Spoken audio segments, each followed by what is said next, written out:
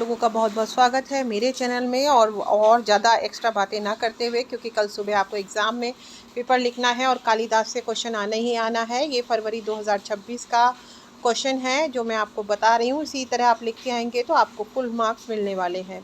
तो महाकवि कालिदास का जीवन परिचय देते हुए उनकी प्रमुख रचनाओं का वर्णन करें।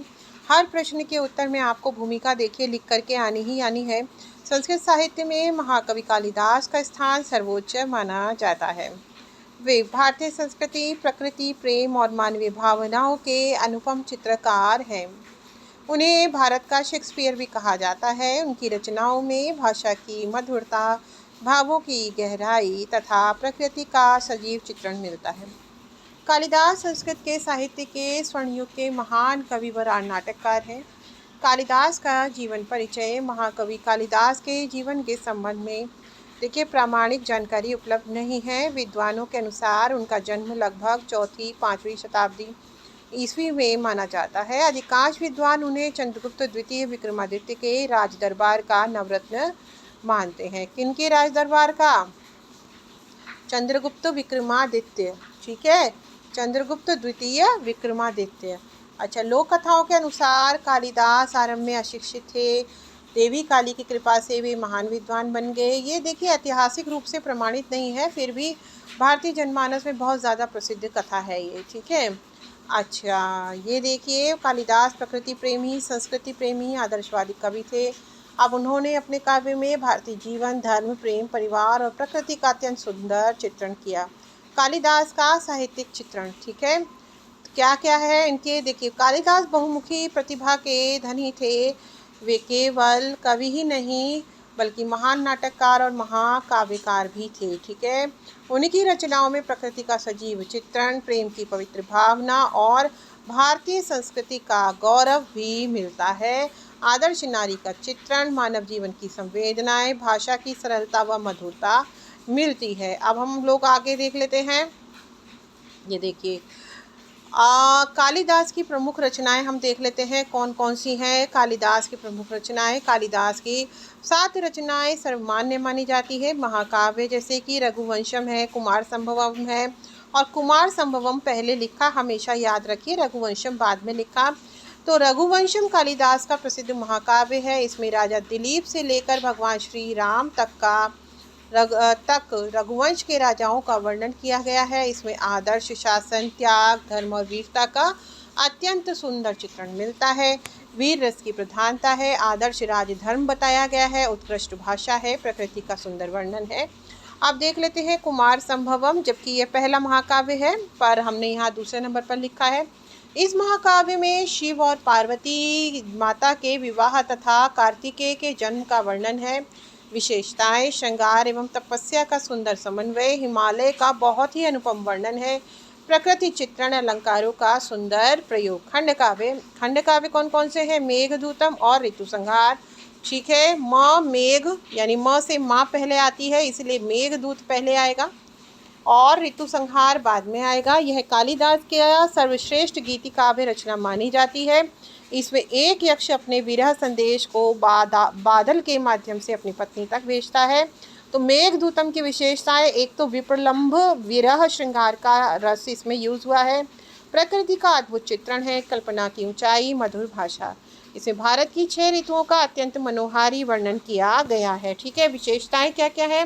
प्रकृति का सजीव चित्रण और प्रकृति ऋतु परिवर्तन का सौंदर्य और सरल एवं मधुर शैली। नाटक अभिज्ञान शाकुंतलम, ये कालिदास का विश्वविख्यात सबसे ज़्यादा प्रसिद्ध नाटक ही यही है, जिसके कारण उन्हें भारत के शेक्सपियर की उपाधि मिली है। तो इसकी विशेषताएं जो है क्या क्या हैं? देखिए, एक तो ये कथा राजा दुष्यंत और शकुंतला के प्रेम पर और उनके वियोग और पुनर्मिलन पर आधारित है। 7 अंकों का ये नाटक है। श्रृंगार और करुण रस में लिखा गया है। उत्कृष्ट चरित्र चित्रण है। विश्व की अनेक भाषाओं में यह अनुदित है मेरे बच्चों। अच्छा, अब हम आगे देख लेते हैं क्या विक्रमोर्वशीयम, यह नाटक राजा पुरुरवा और अप्सरा उर्वशी की प्रेम कथा पर आधारित है, ठीक है। अच्छा, अब इसकी विशेषताएं क्या क्या है? प्रेम का आदर्श रूप, कल्पना एवं सौंदर्य और भावपूर्ण संवाद, ठीक है। भावपूर्ण संवाद। और मालविका अग्निमित्रम के बारे में हम लोग देख लेते हैं प्यारे बच्चों। तो मालविका अग्निमित्रम में राजा अग्निमित्र और जो मालविका हैं उनकी प्रेम कथा का चित्रण किया गया है। ठीक है, अब इसकी विशेषताएं क्या क्या हैं। राज दरबार का जीवन, हास्य श्रृंगार, सरल कथानक। कालिदास की काव्यगत विशेषताएं। प्रकृति चित्रण। कालिदास को प्रकृति का सर्वश्रेष्ठ कवि कहा जाता है। उन्होंने पर्वत, नदियाँ, वन, ऋतुएं, बादल, पुष्प और पक्षियों का अत्यंत सजीव जो है चित्रण किया है। श्रृंगार रस। उनके काव्य में संयोग वियोग दोनों श्रृंगार का सुंदर चित्रण मिलता है। भाषा सरल, मधुर, परिष्कृत, साहित्यिक, संस्कृत है। अलंकार देख लेते हैं हम कि आखिर अलंकार कौन कौन से हैं। उपमा, रूपक, उत्प्रेक्षा, अनुप्रास आदि अलंकारों का स्वाभाविक प्रयोग मिलता है। आदर्शवाद। कालिदास ने आदर्श राजा कैसा होता है, आदर्श नारी कैसी होती है, आदर्श पति कैसा होता है, यह सब बताया है। और आदर्श समाज का भी चित्रण किया है। मानवता। उनके साहित्य में प्रेम, करुणा और देखिए दया, नैतिकता का संदेश मिलता है। कालिदास का साहित्य में स्थान।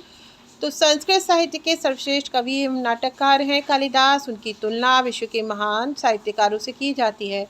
भारतीय संस्कृति के प्रचार प्रसार में उनका बहुत बड़ा योगदान है। आलोचकों की राय देखिए, ये बहुत ज़्यादा इम्पॉर्टेंट है। इसको आप लोग कृपया करके चाहे तो स्क्रीनशॉट खींच लीजिए आप लोग। मैं खींच रही हूँ वैसे, ठीक है। बाद में अगर हो सका तो मैं इसे पोस्ट में शेयर कर दूँगी, ठीक है, अपने यहाँ। बाकी आप भी खींच लीजिए।